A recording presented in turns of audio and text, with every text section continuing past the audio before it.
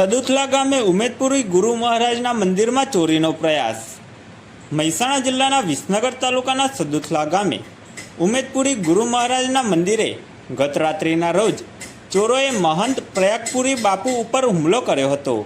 જેમાં ગત રાત્રિના રોજ સદુથલા ઉમેદપુરી ગુરુ મહારાજના મંદિરમાં 10 જેટલા ચોર રાત્રે આવ્યા હતા અને મહંત પ્રયાગપુરી બાપુ ઉપર હુમલો કર્યો હતો। તેમજ બાપુએ કટારી વીંજી અને ચોરોનો હિંમતભેર સામનો કર્યો હતો અને સાથે સૂઈ રહેલા સંત ભક્તો જાગી ગયા હતા। તેમજ ચોરોએ ખાલી હાથે ભાગી જવું પડ્યું હતું। સદનસીબે સદુથલા ઉમેદપુરી ગુરુ મહારાજના મહંત પ્રયાગપુરી બાપુનો આબાદ બચાવ થયો હતો।